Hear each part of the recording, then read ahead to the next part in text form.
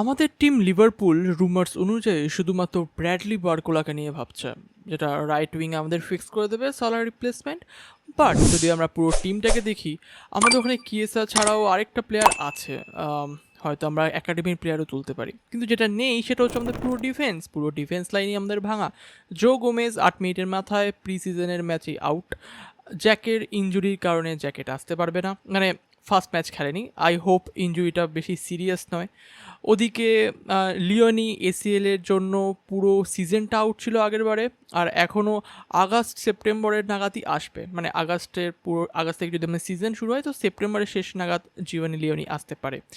অর্থাৎ আমাদের ব্যাকলাইনে শুধুমাত্র 35 ইয়ার্স ওল্ড ভ্যান ডাইক রয়েছে, সাথে কেরকেজ রয়েছে যে আগে ইরাওয়ালার সাথে খেলেছে বনমুথে, আর ওদিক দিয়ে ফ্রিম্পং আছে যাকে ফার্স্ট প্রি সিজনে দেখে আমার কিন্তু মোটেও ভাল লাগেনি, অনেকবার ডিসপোজেস হয়েছে। সে লেফট উইং ব্যাক নাকি রাইট উইং ব্যাক নাকি রাইট ব্যাক, সেটা নিয়ে আমার এখনও দ্বন্দ্ব আছে।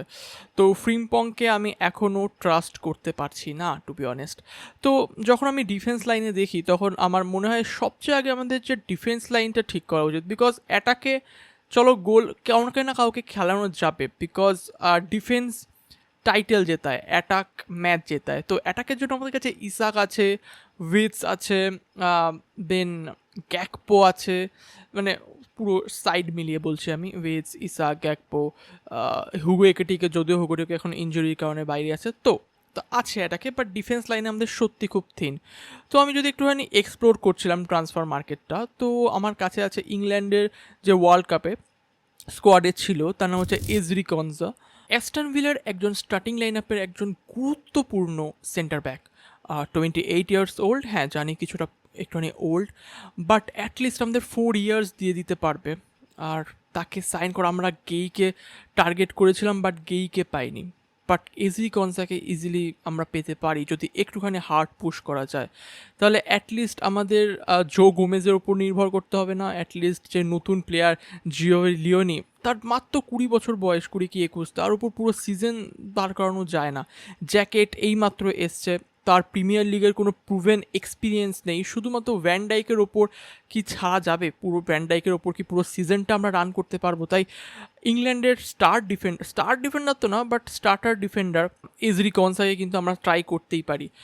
সে একজন ভালো ব্যাকআপ সমেত স্টার্টিং লাইন আপে একদম স্টার্ট করতে পারে, বিকজ তার কাছে অ্যাস্টন ভিলায় সে খেলেছে আর প্রিমিয়ার লিগের এক্সপিরিয়েন্স আছে। তো এজরি কনসা কেমন, তোমাদের কি মনে হয় এজরি কনসাকে আনলে লিভারপুলকে সে কতটা বেনিফিট দেবে? এটা গেল সেন্টার ব্যাকে।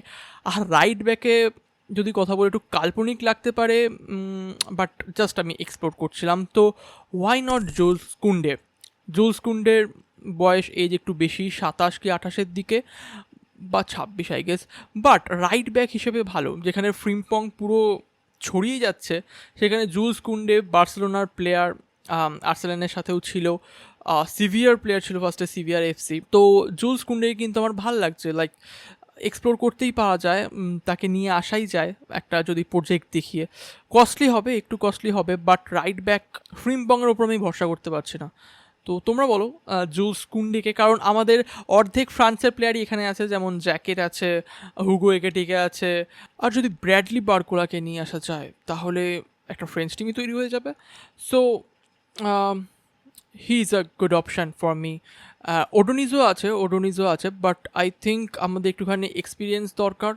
ওডোনিজের থেকে আমি জুলস কুন্ডেকে বেশি এগিয়ে রাখবো। তোমরা বলো তোমাদের কি মত, তোমরা কি ভাবছো কাকে সাইনিং করা বেটার হবে ফর দ্য লিভারপুল টিম?